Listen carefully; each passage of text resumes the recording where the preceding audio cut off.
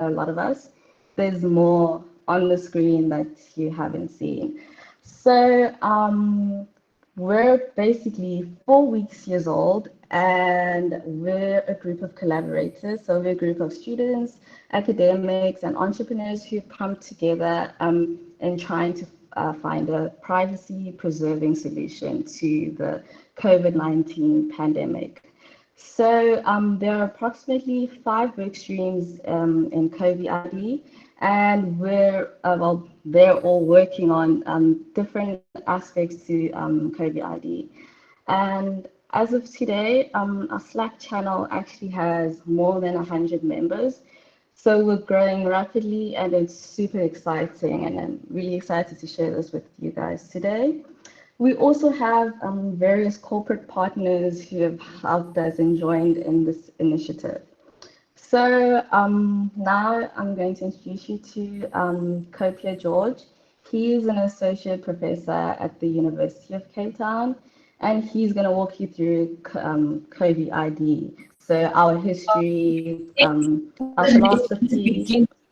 Oh, can you guys turn off your mic? Okay, so yes, Kopia is going to talk about Covi-ID, our philosophy, our history, and basically the solution to this COVID-19 pandemic. So, Ko, you can start. Cool. Thank you so much, Daniela. Welcome, everybody. I'm very excited that you're all here and that we have come so far. Daniela, I think you stopped sharing the presentation. Oh, yes, I did. Yes. So. Okay, I can present. Hold on. Yes, go ahead.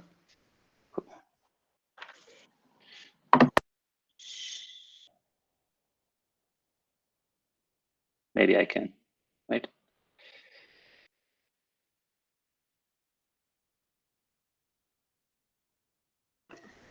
Yeah, I think I can. Okay. Can you guys see my screen? Yes. Oh, yeah, I think you should be able. So,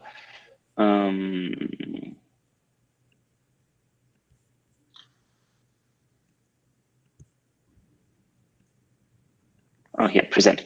All right. So we are very excited that you could join us for the launch of Covi-ID. And I wanted to start by giving you a bit of a background as to the problem. And can we, guys, I'm hearing some echo. Okay, cool. Thank you so much. There's still, I hear a little bit of echo, but that's fine. All right, thank you so much. So I want to give you an introduction to the problem. With COVID-19, the world faces a fairly unprecedented pandemic. The last time we've seen something on a similar scale is probably during the Spanish flu. And even then, the speed with which this pandemic has spread around the world was not as great as it was today, simply because of globalization and the integrated world we live in. Now, as soon as COVID-19 hit the world, countries scrambled for a reaction. In many countries around the world, we have seen restrictions on movement. We've seen national lockdowns. We have seen an unprecedented invasion of privacy as a reaction to the crisis. But we know from economic research that moving from a world of inclusive institutions where privacy as a human right is cherished and is protected to a world where we have extractive institutions, where governments can see all your health data, they can see your geolocation data, they can use it in ways that you don't understand necessarily how they use it. That is a world that is pretty dangerous because it is a very slippery slope between just observing in the interest of public health and subtly affecting people's behavior. So when we started with Covi-ID, it was clear for us that whatever we do, we start from protecting privacy and from trying to ensure that all human rights are protected as much as possible without sacrificing the functionality that we need in order to actually combat this crisis. So the situation we are faced with right now is that we will have restrictions on our movement. They are likely to persist, and not just for the next couple of weeks, but probably for the next year at least. Now, for many countries, especially in emerging markets, this is not just an inconvenience. It is an existential problem. Families are suffering because the sole breadwinner can't go and earn a living. People's lives has come to a complete stop. Children who grow up in townships around South Africa, they are confined to their homes. All of this leaves trauma to them. So we need to find a way to very quickly reopen, not just the economy for the economy's sake, but really our life, to make sure that we can get the country back on track. The Reserve Bank has a few days ago revised their output for GDP forecast to -6%. I've never seen a correction like this. It was from plus 0.2% to -6% GDP growth. This is a historical crisis. Now, at the moment, we don't have a vaccine, but within hopefully 12 months, maybe a little sooner, a vaccine is available. And then we will have a world where some people already had COVID-19. They, based on best scientific evidence that we have at the moment, they will not pose a risk to others when they move about freely. Once you are vaccinated, you will also be able to move around freely, not pose a risk to anybody else. So the question that we are faced with is, what is the technology going to look like that accompanies this gradual reopening of our lives? The Chinese answer is to build a centralized system where the government, sort of in best tradition in China, where the government sort of has a very close tap on everybody, knows where everybody is, connects this with the social scoring system that we already have. That's one route. It's easy to build, but it's not particularly innovation enhancing. So what we are wondering is, how can we get people to work safely, and how can we do it in a way that spurs innovation in healthcare in Africa? And there's a solution that we came up with. Now, what we are building is a privacy-preserving, free, open source immunity pass. This pass is open for everybody. So even if you don't have a phone, you will be able to use Covi-ID, because you can register your account with what we call a custodian. So somebody that you trust to keep good care of your data. It could be a corporate partner, it could be a university, it could be Covi-ID. If you want to keep your account with us, that's fine. But importantly, even in this custodial wallet, you get the core functionality of being in charge and being in full control of your data. What that means is that you have full autonomy of what happens with your data and when. Not us as a database operator that can do with your data whatever we want, not anybody else, you and only you. So when you sign up for Covi-ID and you get your account, you can get a QR code that is linked to your, what we call an identity account. You can think of it, if you're in South Africa, it's something a little bit like SnapScan for health data.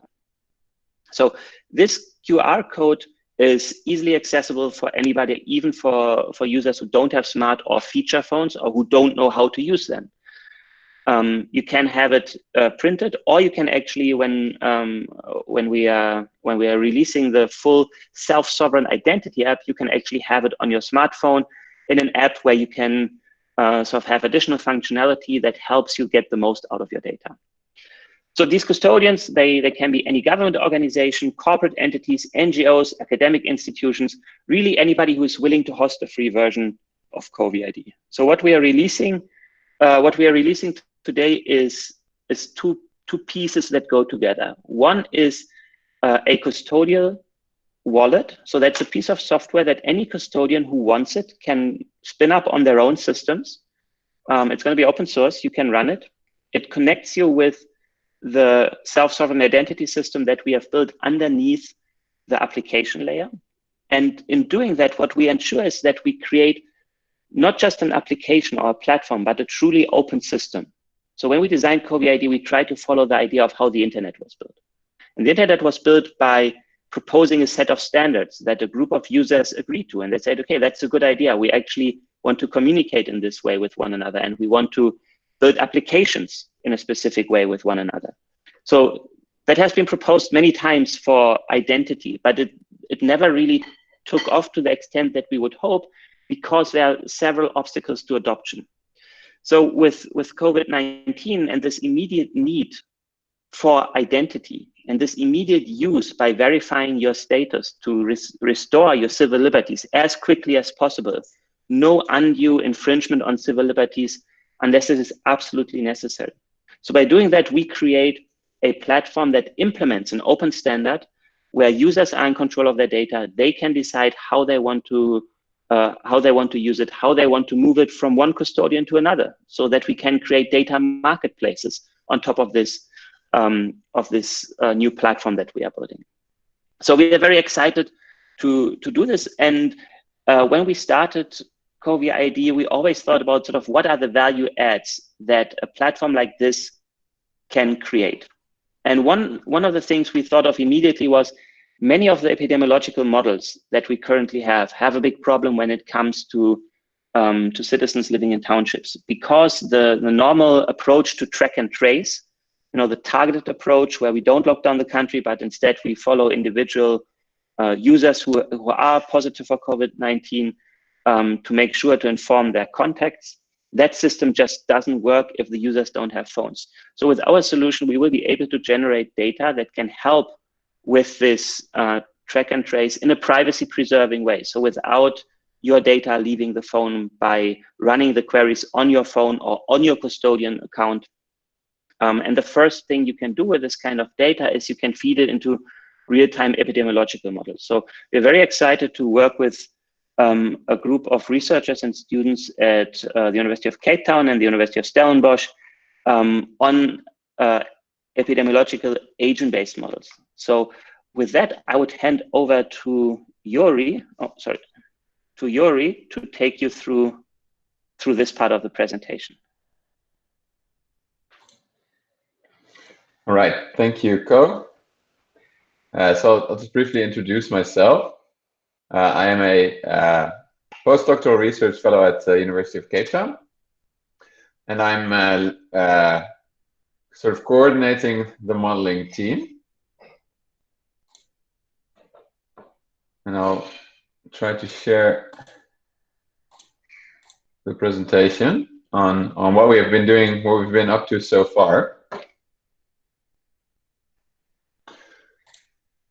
And there we go. So can everybody see this? Yeah. All right. Okay, so firstly, why modeling? Why do we want to model the spread of this disease specifically in South Africa? And we started here in Cape Town. So there's two main reasons for this, and the first is that it would be really nice to be able to predict somewhat the disease trajectory, and then second is to be able to quantify the effects of certain policies. So so that would be something like what will be the effect of the solution that Covi-ID, for example, is proposing. And now the type of model that we've been working on is an agent-based model. And why an agent-based model, or what is an agent-based model? This is where you model individuals themselves. So how you can view this a little bit like this picture you see here with the people on it.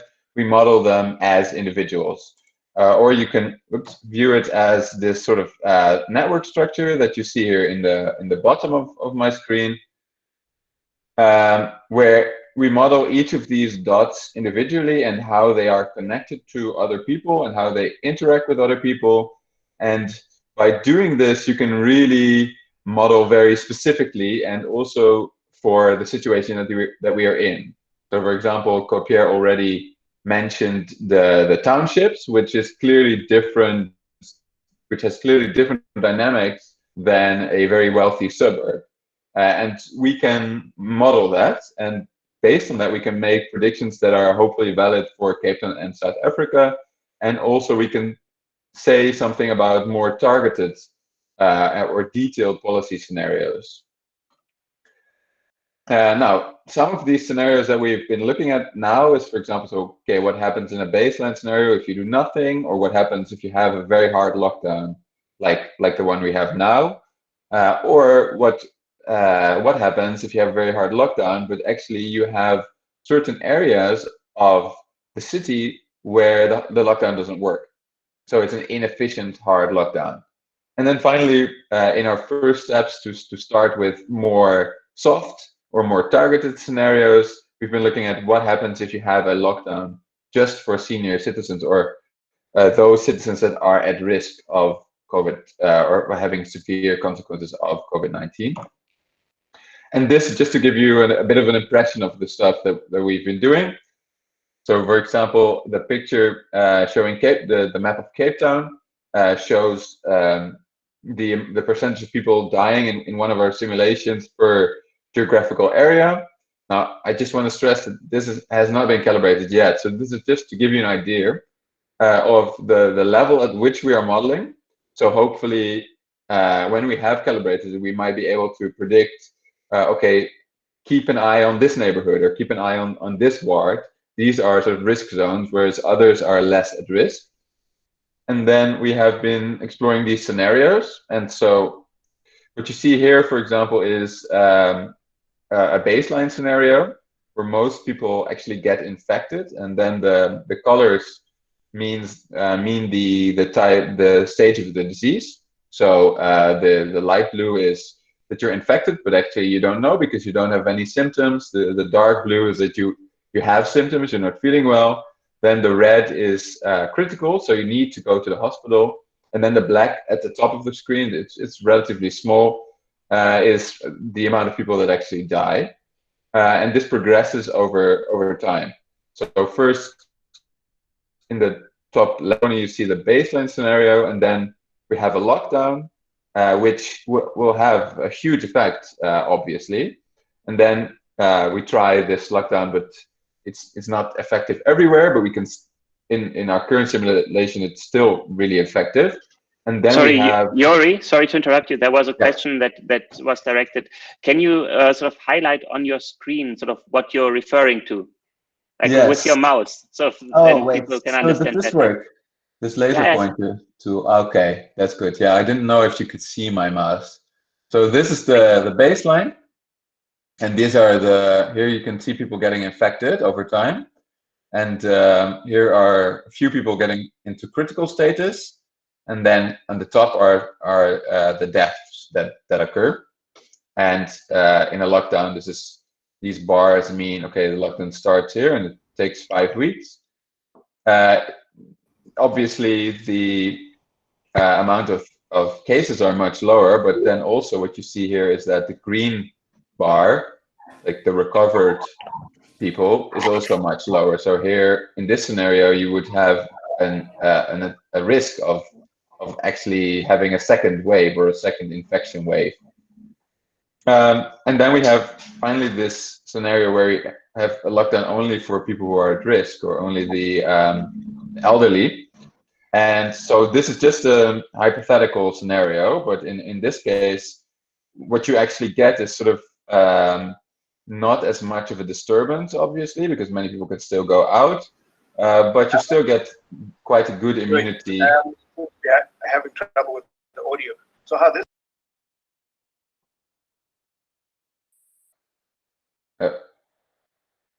I cannot hear you. Can you hear me?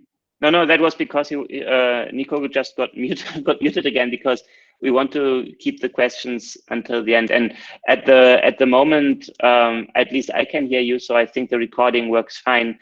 If you guys struggle with sort of the presentation or with the audio, it might be on your side. If you struggle, just write something in the chat and we'll see if we can address it. But at the moment, I think on our side it should be okay. Okay, that's great. Yeah. So this is just to give an impression of the kind of stuff we've been working on. This is obviously not finished. And so what we're striving to do now is to make this to calibrate this model to Cape Town and then next to South Africa to really be able to make reliable predictions. And then we want to add this Covi-ID scenario where people have their QR codes so that they know which people are resistant. And we still need to talk to other modelers because there's lots of modelers in South Africa that work on this.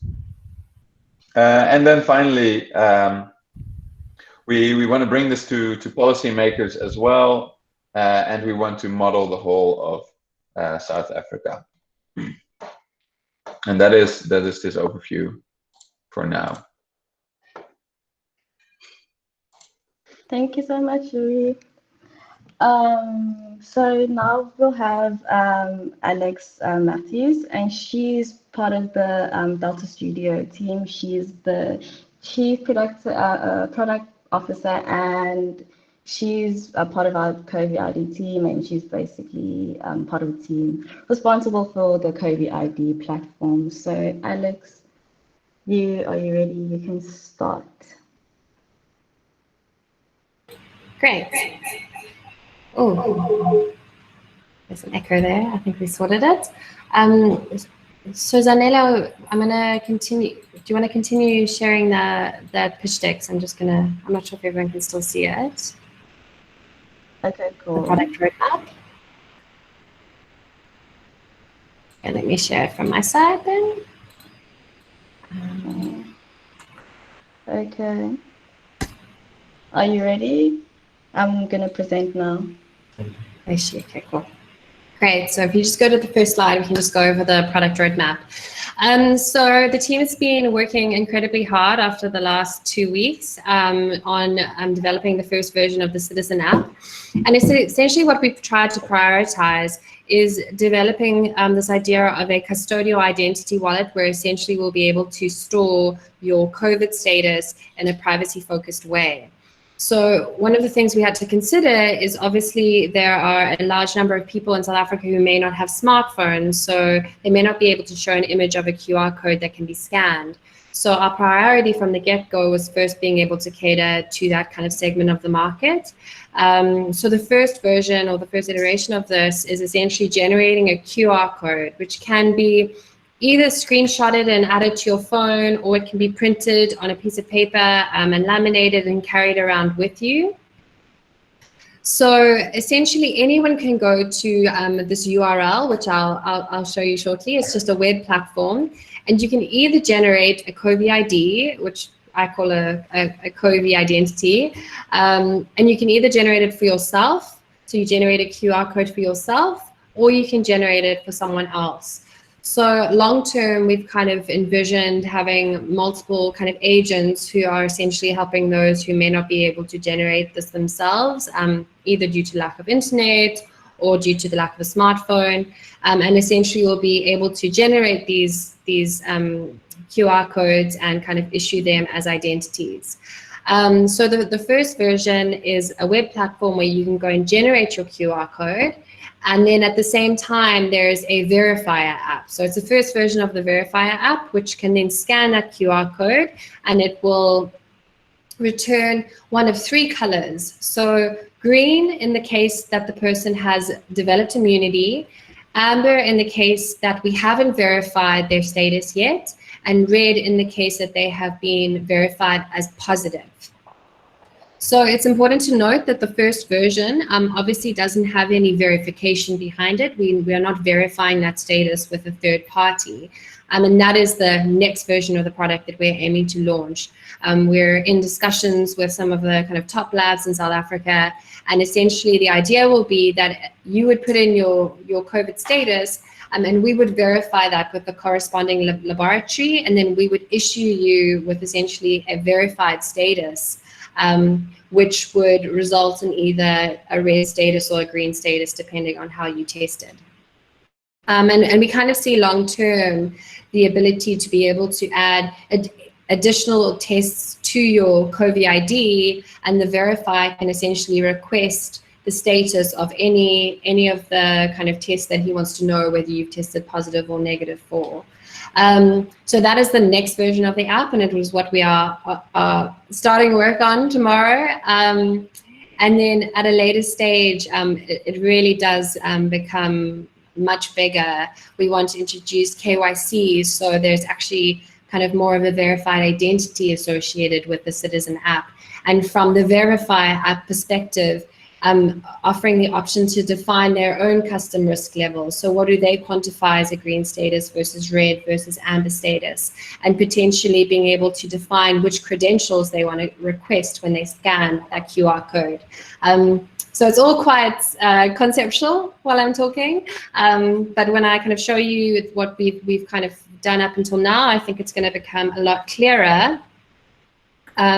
So I'm going to share my screen with you. And essentially after this call, we're going to send you links to the web platform, and the app has been submitted to all of the app stores. So it should hopefully be approved tomorrow and up either tomorrow or early next week, depending on how fast they process our application. But for now, you'll be able to go and generate your QR code. This is our kind of first version. So we really want as much feedback from you as possible. And there are a lot of things that we are still working on today and tomorrow and this weekend. But we'll also share a link to a form where we'd like you to give us feedback from a product perspective of your experience and any kind of recommendations that you may have of how we could improve the product, this first initial version. Okay, so let me jump straight into showing you kind of how this is going to work. Let me share my screen with you. Oh, okay. Right. Cool, let me share entire screen. Okay, so I'm casting both my web browser and my phone at the moment, and it's going to come through shortly. Okay, so firstly, when you land on the web page, you'll be prompted to create a new wallet, which is essentially your new identity, where we're going to be able to store all these kind of health credentials to. So the first thing you need to do is input your personal details, and this is very much so that when we do the verification with the laboratories, we still need to confirm with them. Pardon? We still need to confirm with them what data specifically they will require from us for verification. So we may actually not even need all this information. Okay, so I'm actually going to do this as an example for someone who is not me, so that you can see that I can even generate a Covi-ID status for someone who is not myself. And all I'll need to do is put in their details, and there's validation on everything. I have to consent to the privacy policy, which you can actually go and have a read of, and we'd also love your feedback on that. And then essentially, we're still working on getting this perfect, but you can upload the photo. Our developers are still going to push release later tonight, which will show the image there. And then you can put in details regarding your COVID status. So as I mentioned, at the moment, this is not verified. So when someone scans my Covi-ID, I'm going to have an amber status.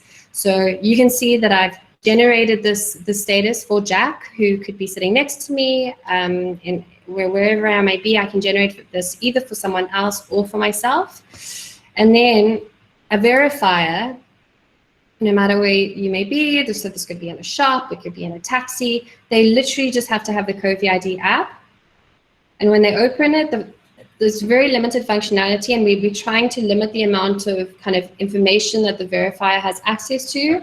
Essentially, they will then scan that QR code, and they'll be presented with the status. So at this stage, because Jack's status hasn't been verified, he's in amber state. So now I, as a taxi driver, as a shop owner, can make an informed decision as to whether I feel comfortable with having someone with an amber status kind of coming into my shop or whatever it may be.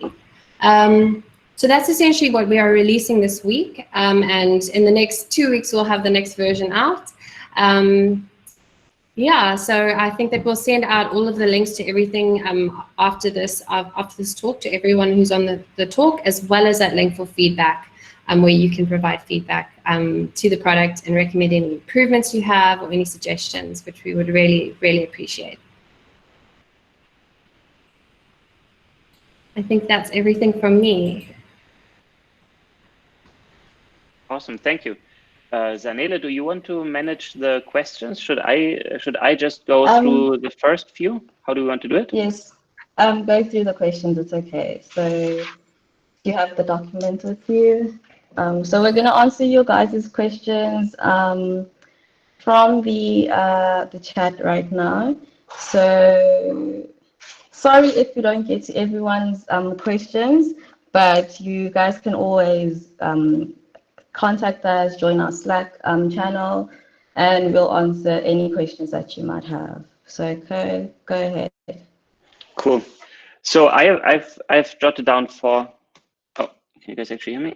Yeah, I've jotted down 4 questions. Feel free to add to that then. So the first one was about which blockchain from Anushka, and actually Veronica just added, is it going to be open source? So both questions are related. When we say we are building an open system, we mean it all the way. So important for such an open system is that it is going to be ledger agnostic. At the moment, we are building on Sovereign and Evernym and Streetcred, simply because that was the easiest for us to do because we have worked with that before. So that's the first thing. But I'm very happy to actually announce that we have received very generous support from the Algorand Foundation, the Algorand community, of $100,000 to help us build the open source version of this. So we are very grateful for this, and Naveed from Algorand is actually, I think, on the call. So thank you so much, Naveed. We fully subscribe to this vision and mission of an open ecosystem. And Algorand was actually super helpful in this regard because it was the one place where things just went very quickly, which really helped us to go to market as quickly as we have, because there's a huge demand at the moment. We need to open now, and we don't have time for too much bureaucracy. So the app, meaning the verifier app, will be open source. The custodial wallet will be open source, pending the Streetcred APIs. The Streetcred APIs are still proprietary, but there will be a functionality implemented in them so that when you create data through the APIs, you can actually later move it to any other provider, which is very important because that functionality in itself creates the open system.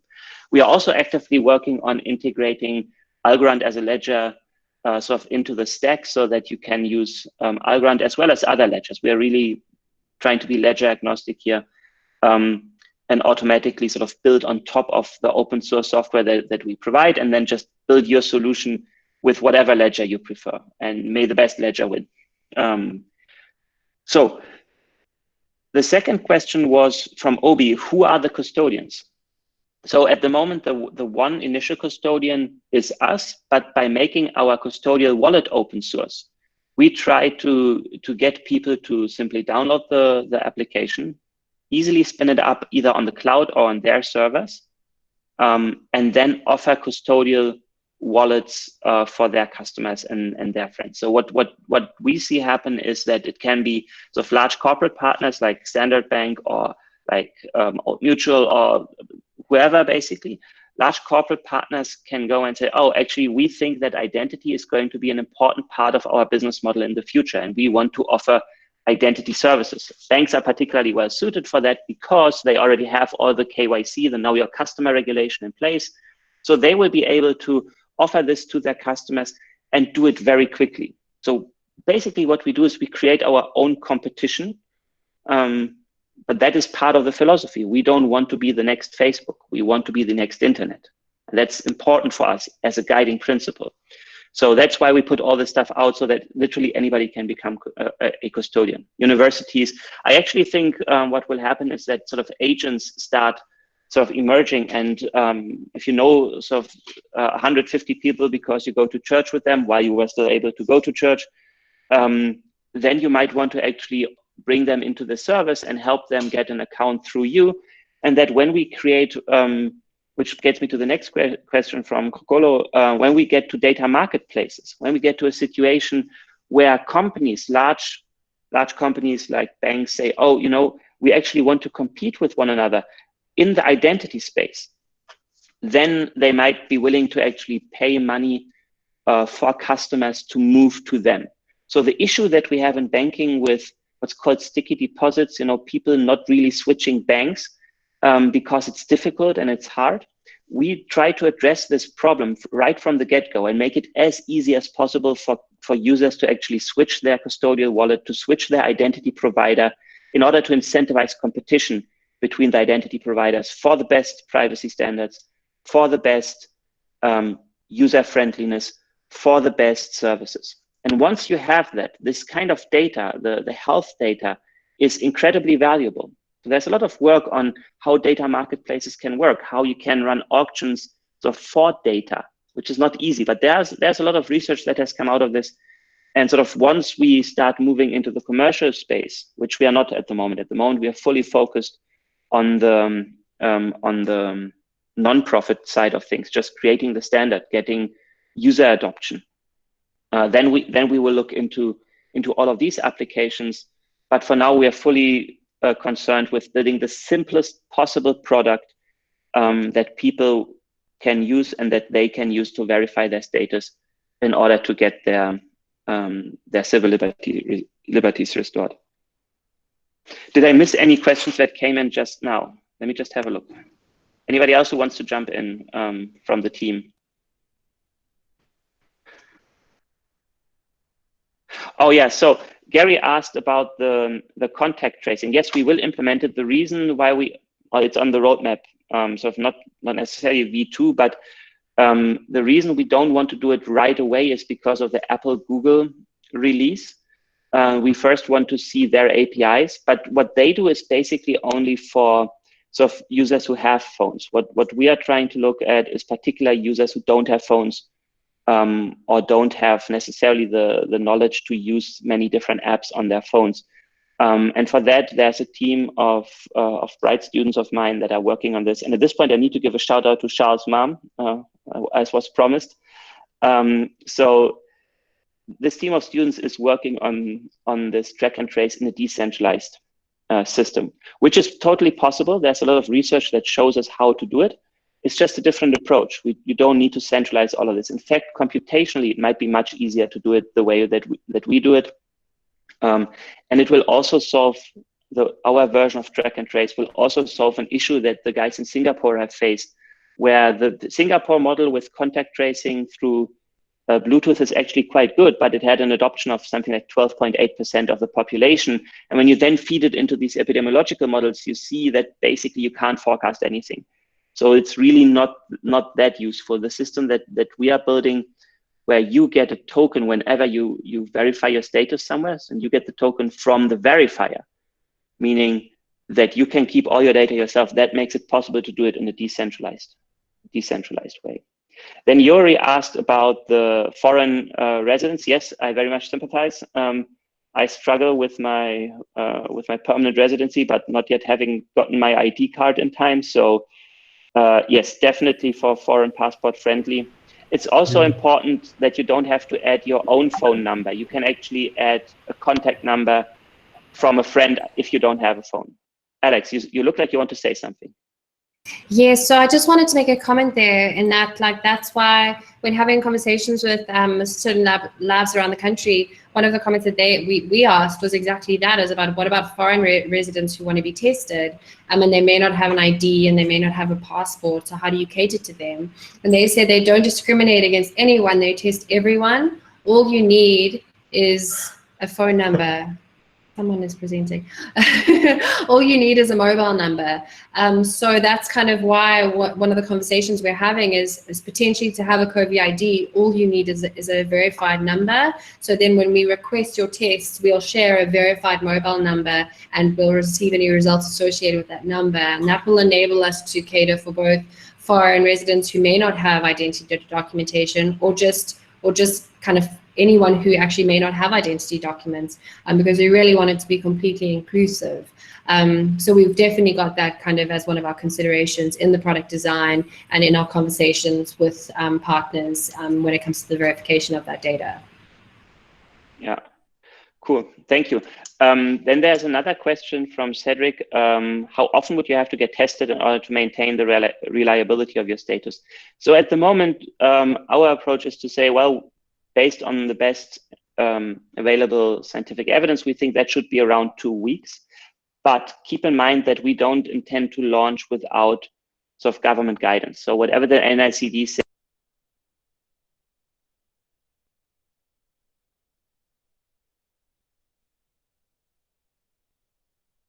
Sorry, I've muted myself like a good citizen, but then I was talking.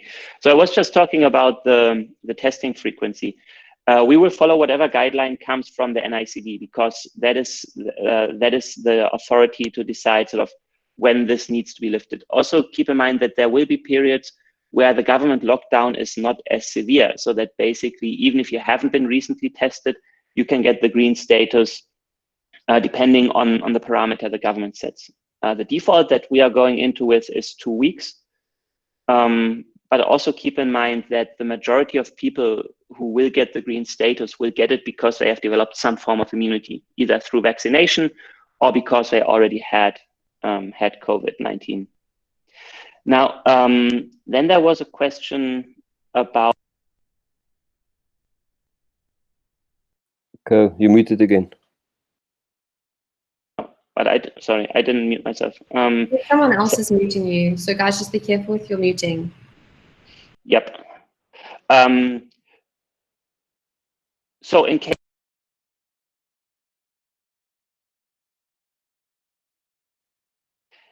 your QR code is photographed, you will be able to get a new QR code through the platform. So it's not necessarily sort of restricted to one that you can get, but we are working on making sure that this is all linked to your actual identity. In terms of, there were a few questions now in terms of the rollout and discriminatory practices. So the rollout will work in conjunction with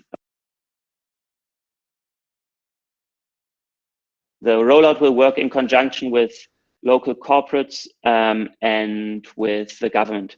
So we need to make sure that all of this goes hand in hand with the national effort. So we are going through great lengths to actually tap into that and be part of the official national response. If that comes to pass, then it will be very easy for every sort of security guard, every public health official, every teacher, everybody tasked with verifying the health and the public health of a group of people. They will be able to download the app from the Verifier app from the App Store. And I think that will lead to a rapid adoption. Our plans are to go beyond South Africa. Clearly, we have built a solution that we think works in Africa, and our focus is on Africa. If it works for other emerging markets as well, because the phone adoption really is an issue in many places, we are happy to offer it there as well. But as usual, we first want to get our own house in order before going anywhere else. So we are rolling out here, and then we'll target the rest of Africa. So there are so many questions coming in. It's difficult for me now to keep track. Bingle or Sanele, are there questions that you think we should tackle? Okay, so I'll read the question out for you. So how is good behavior incentivized or enforced from a verifier's perspective? From a verifier's perspective. So we have thought about including sort of behavioral aspects in this, so that, for example, if you stay at home and you agree and you have a phone and you agree that your geolocation sort of verifies that you stay home, then you can build in a mechanism similar to what Discovery is doing for sort of when you go shop and you buy healthy products, you get a bit of a discount.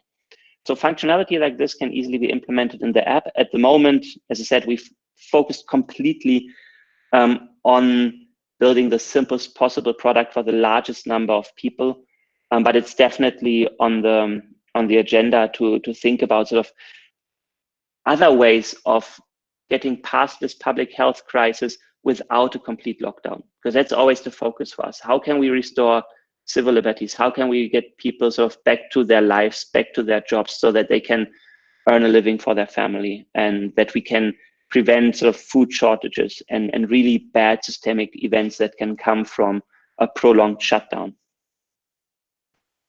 Okay, so here's another one. Can you share any more about how personal details are being securely managed by Covi-ID platform? And are there any plans for deployment outside South Africa? You've answered that. So first part of the question. So because we use the SSI technology stack, the data is processed by us, but we do not record anything except what we actually ask you to. So there's no hidden tracker, no nothing. We have built on the latest technology, and we will have a code audit and a security audit as part of the GDPR compliance, which we have to do sort of anyways, to make sure that your data is always safe and securely encrypted. By using cryptography, you have a lot of security out of the box anyways. And so the only sort of weak link in this whole thing is actually us. But by making all the code open source and incentivizing competition, we have all the incentives in the world to offer the best possible privacy. And that's what we are focusing on. Okay. Can I give you another one? Yeah, yeah, go ahead. Okay, cool. So, how do we get? No, you answered that. Sorry. Oh no, I'm wrong. So, how do we get government permission and inclusion in our locals so that we can use the app to enhance public testing awareness? So, yeah, as I alluded to a little bit, we are trying to get sort of the official endorsement from the government to make sure not just that we are part of the official South African response, because we are proudly South African on this. We want to sort of build a solution made in South Africa for Africa. You know, it's not one of those cases where, you know, some big faceless corporate comes in and, you know, tells those poor Africans what they need. We actually saw a need right here in our communities, and we thought, what is the best way that we can address it? So we are working very actively on being included in that. We had fantastic champions with the CSIR and the Department of Science and Innovation, which has really helped us to move along. We are actually in contact with the UNDP, with World Bank, with a number of different places in order to sort of help us with the rollout in other places, always working with the government in order to actually get the one source of truth for these tests into the system, which is the key component. What we are building is a system that works on verified data, verified by a trusted source. So it's not it's very different from a crypto project. What it is really creating property rights around your data. In essence, that is what we are doing, and giving you, the users, the ability to sell your data, to lease it, to not sell it, to not lease it, to keep it to yourself if you want, to do whatever you want with it. That is the core of what we do, and we think this will be sort of widely applicable. And there was also a question around whether we sort of are looking for investors. Not this week, but next week we'll start looking in order to support our scale. We are in week 4. We have a working POC. We have our legal documents in place. We have built sort of the core of a community, and we hope that with your help, we can grow this community. The moment we get the official buy-in, either from the test labs or from government, that is the right moment to approach investors. Also because we need to sort of de-risk it for them. Money is tight for everybody. And when we approach someone, we want to be ready to scale. There's one question I want to address from Stephen on the shortage of tests. Most people will have an amber status. What this means in our view is that if you have an amber status, the normal rules and regulations apply to you. So if we are in social distancing phase 1, where you can go out and you can still walk your dog, but you can't sort of put 15 people in a taxi, or 20, or what I'm not sure if there's an upper limit. So in that phase,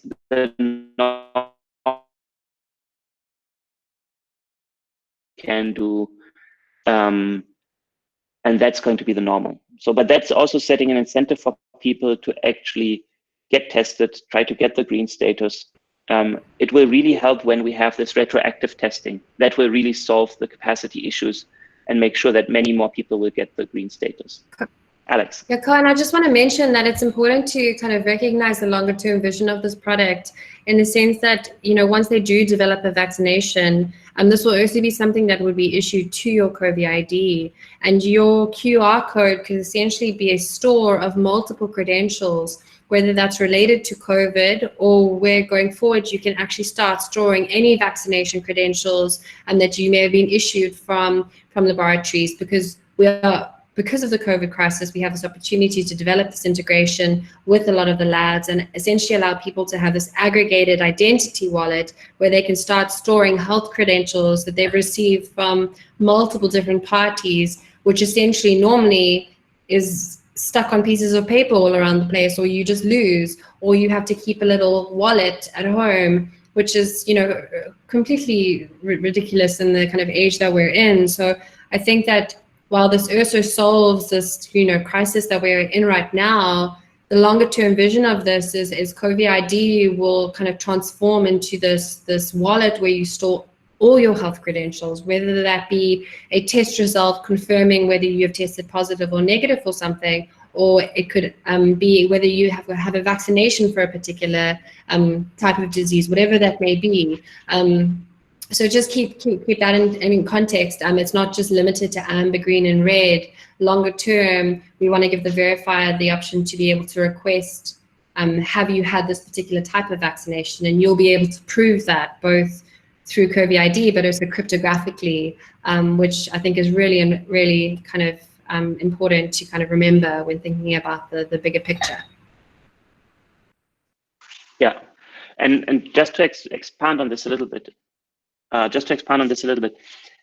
the key thing here is, so our key driving motive is how can we create property rights, digital property rights. That is sort of, if you want to look very big picture, this is what this is all about. There is a clearly defined use case where having the right over your health data in your control, so that you can say when you want to verify it, when you want to use it, where this creates a huge value for users. This is what will drive adoption. But the big picture is that with our application, because we've implemented the ability to move your data between different custodial wallets as you see fit, or move it onto your own device as you see fit, what you really create is the ability for users to keep that data safe, to stake it, to make sure that they can delineate it from others, that they can say, this is mine. And when you look at the legal history of property rights, this is exactly how property rights emerge. So just to give you this sort of one figure, over 90% of the world's data are not being analyzed at the moment. When you look at the amount of data and how it has increased, it's always an exponential increase for the past 30 years. The number is something like 90% of the world's data has been created in the past 2 years. That number has stayed true for almost 30 years. What we are creating is property rights for the largest growing commodity in human history.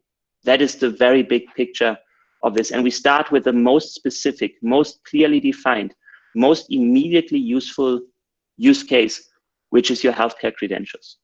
Once you create these property rights, you do two things. One, you create a flurry of innovation that comes onto the system because you have this gigantic new marketplace where people will start building healthcare applications for Africa.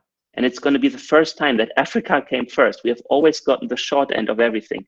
And I think with this system, we will create, if we get the adoption and the government buy-in, we will create critical mass of users that will suck in all the innovation, all the the entrepreneurial spirit into how can we use data in order to help the needs of our communities. And if we can do that, then we have had the first case where you have created real digital property rights over data, and we give it directly back to the users, to the people who create the data. So that is the very big picture. We hope that by doing this, when we are done with, when everything has been said and done, we will have a system where your data is in demand and people will be willing to use it, to pay you to use it. And in doing so, we will be able to channel massive funding flows into Africa. And that is what drives us. It's 4 weeks, so it's very early to talk these big picture things, but I think it's important sort of to talk a bit about the vision and tell you why we do this, why we spend countless hours sort of trying to get this off the ground, and where we want to head with this. Cool. Any other questions?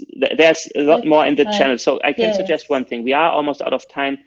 But let me suggest one thing. We will collect all the questions and we do an FAQ. And either we answer all the questions together in a dedicated document, or we just do an FAQ so that you can actually sort of get answers to all your questions from us and that nothing is lost. So I've copied them just now and we'll put this together either through the website or through a Medium article, or probably a Medium article, and we'll share it with you. So if you haven't added your email address in the channel and you want to be kept in the loop, please do add it, and then we'll make sure that you stay up to date with everything that's happening. Thank you so much, Ko, and thanks to everyone here today. So that brings us to the end of the webinar.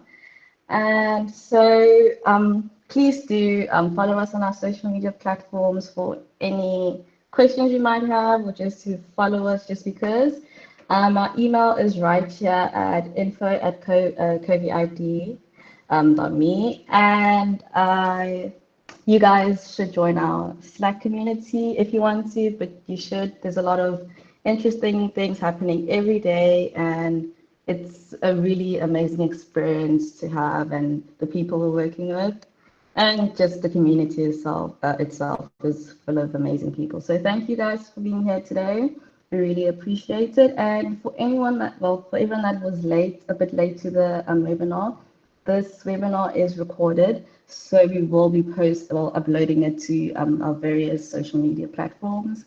So yes, thank you so much, and have a good day or night, whatever time zone you're in. Thanks, everyone. Thank you. Take care.